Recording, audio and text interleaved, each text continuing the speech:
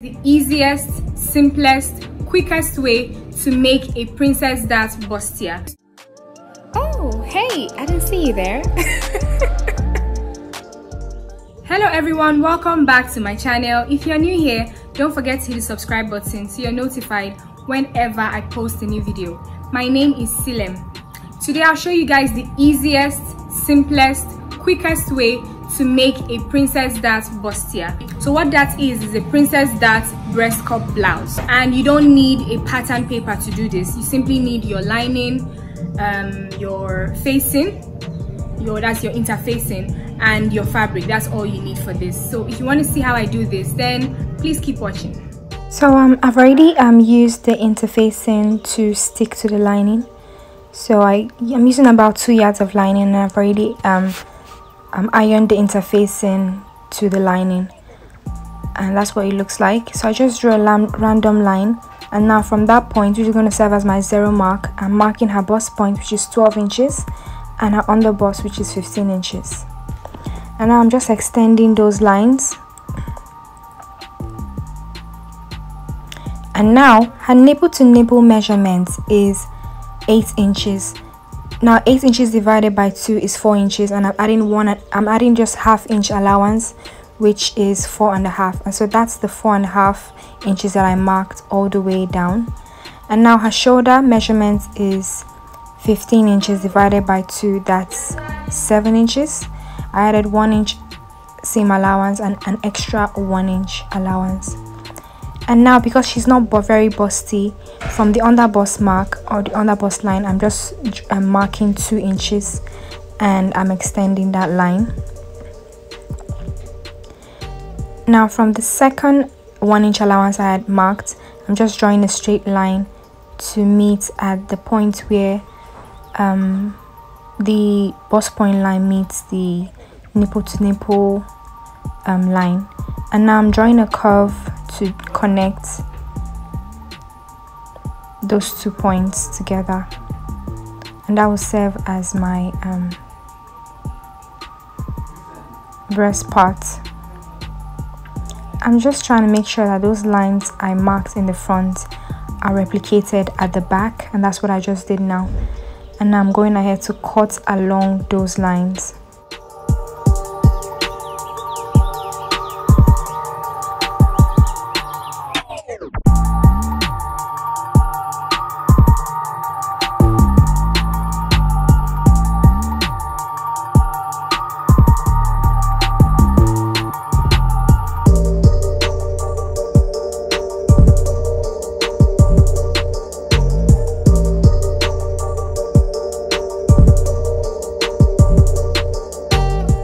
And now I'm extending those lines, those that were previously marked in the front, just replicating those lines at the back.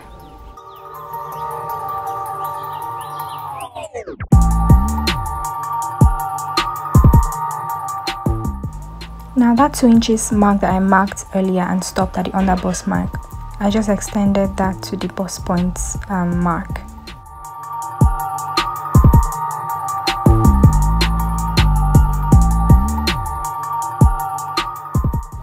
And now I'm joining that same point I joined in the front part, joining it to the straight line, but this time I'm not joining the second line to that same point. I'm joining it to the new point I just created.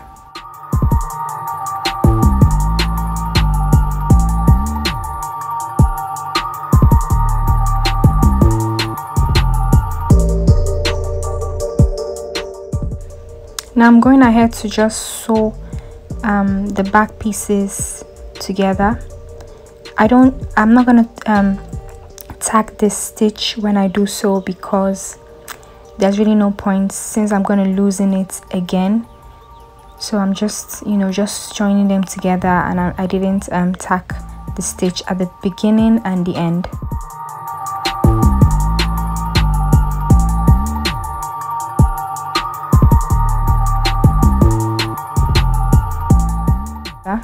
This is what the back bits look like when I'm done joining them.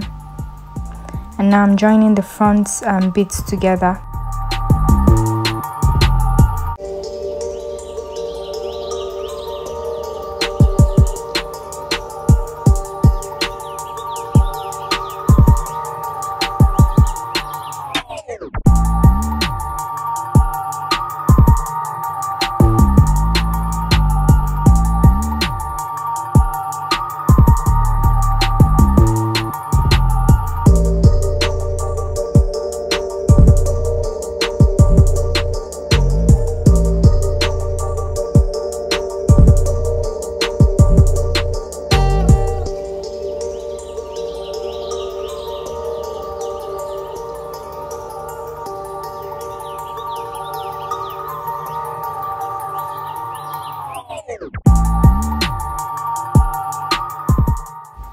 Now this is what it looks like after joining it. Now it's at this point that I'm actually going to refine the cutting and get the actual shape of the off shoulder blouse I actually want. Now I'm just confirming her under bust is right and her bust point is right. Her under bust is 15, so that's correct. And now I'm simply marking her armhole line, which is 8 inches. Now I'm going to give you an example first. Supposing I was making a full shoulder bustier, this is what I would do. I'm going to mark her shoulder measurements divided by 2, which I marked now, and then I connected that to the armhole line. And now the width of the neck, I want it to be 4 inches, and I joined that to the depth of the neck. Now this is what it would look like if I was making a full shoulder blouse, but in this case I'm not making a full shoulder blouse. However, I'm going to continue with that example. I'm going to go ahead and divide her bust measurements by 4, and I'm going to mark that, and then I'm going to add 2 inches allowance. I'll do the same thing with her shape measurements. I'll divide her shape measurement by 4 and add 2 inches allowance.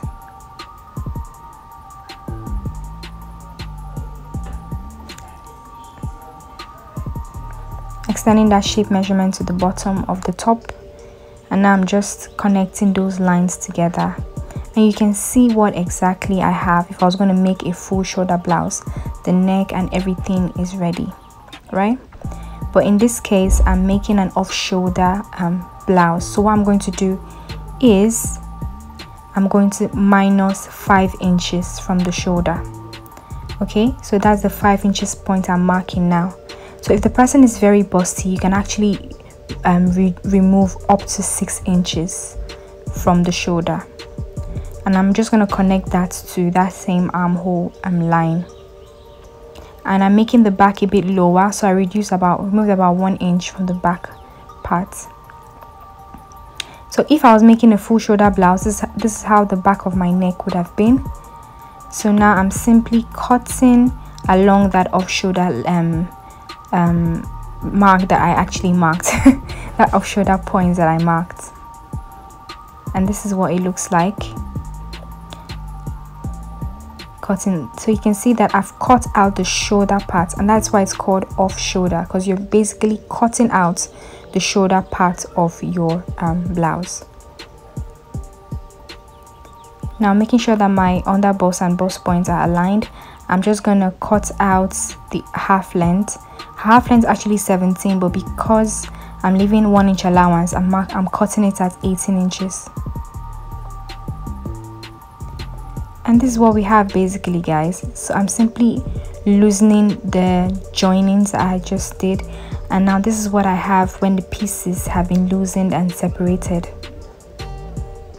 So I'm simply going to cut all these pieces of the lining. I'm going to cut them on, I'm going to use the fabric to cut these same pieces. So I'm going to use my lining as a pattern to cut my fabric.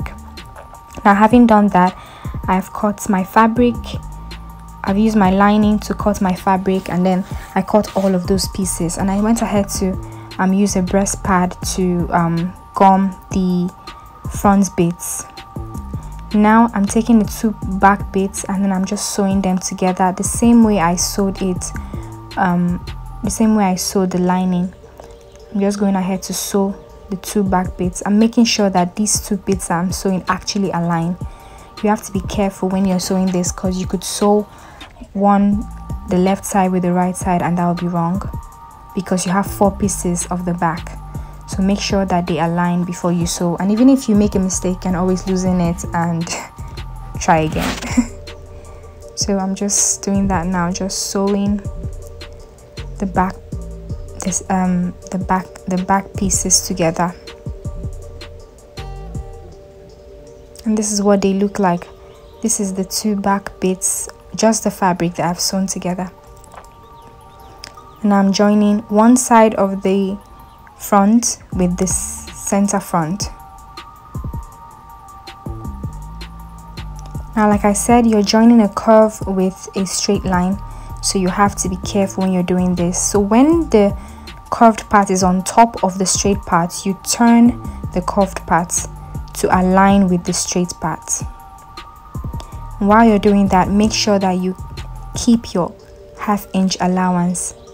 You keep that half-inch allowance while you're sewing. So try not to go smaller with your allowance or bigger. Just try to keep that same half-inch. It's a bit tricky for beginners, but with practice you'll be able to do this very easily. Now what I do is when I get to the top part, I increase my allowance to about 1 inch, simply because it gives a better fitting from my experience. And when I open that up, this is what we have. We already have one side of our breast cup ready. I'm going to do the same thing for the other side, but the only difference is that in this case the straight part is on top and the curved part is at the bottom. So I'm going to do something slightly different. I'm going to stop at the point just before the curve starts, and then I'm going to start from the top and sew downwards, unlike the other side that I actually sewed from the bottom to the top all the way through. This time I'm going to start from the bottom up to the point just before the curve starts, and then I'm going to start from the top and sew it down to meet the part where I stopped sewing. So like I said, try to keep the your half-inch allowance. For me, that was like the greatest challenge I had when I was learning how to make this breast cup. I was always missing and then making the allowance either bigger or smaller. So try to just keep that allowance and try to see how you can align the curve with the straight line. Now I'm just sewing and then I'm meeting the part where I had sewed and stopped earlier.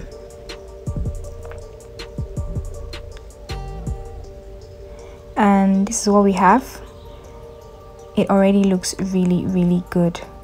So I'm just going to do the same thing with the lining now. I'm sewing two back pieces of the lining, sewing the other two back pieces of the lining, and now I'm taking the center front and I'm sewing it with one side piece of the front, or one front side piece. Because the curve is on top, I'm simply just turning the curve to align it with the straight line, making sure that I'm retaining that half-inch allowance all the way. Only at the ending parts do I actually increase the allowance to 1 inch. Now for the other side, because when I actually decide to sew that part, so this other side, the straight one is on the top and the curved one is at the bottom, I simply sew and then I stop just before the curve starts, and then I start from the top and then I sew it down to meet the point where I had stopped earlier, making sure that I'm aligning the curve with the straight one. And then I'm going to sew and meet with the part where I previously stopped. And having done that, this is what we actually have. The back pieces. And now I'm going to join the back piece of the lining with the back piece of the fabric. I'm going to sew first of all at the neck side. It's not really the neck, but I'm going to sew at the top side first. Sew that down, making sure that I'm placing them right sides facing.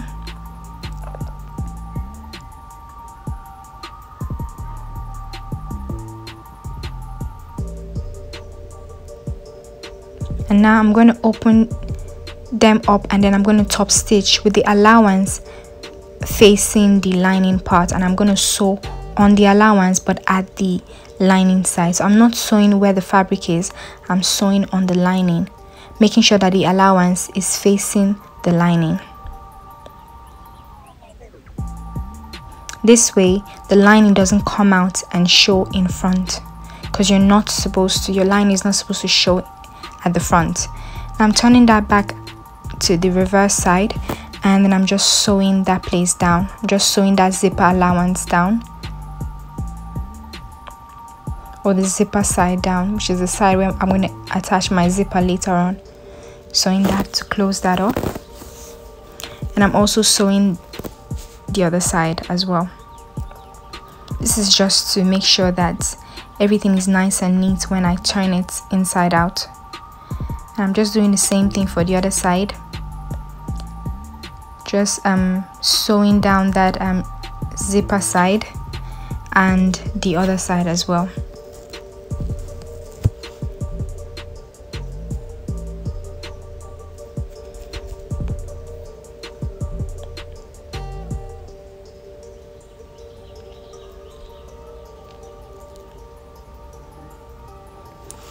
And now I'm just going to turn it inside out so you can see what it looks like. This is what it looks like, and I've ironed it flat as well. Now moving on to the front side, I'm just taking the lining and then I'm placing it right sides facing with the fabric. And then I'm also sewing that top part just like I did with the back bits. Just sewing the front sides together, the top sides rather together. And now I'm opening this up, making sure that the allowance is facing the lining side, and then I'm top stitching on the lining.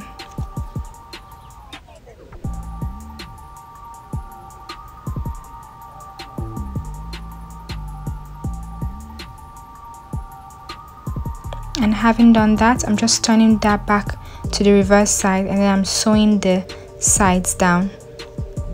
This is the first side I'm sewing, and the other side.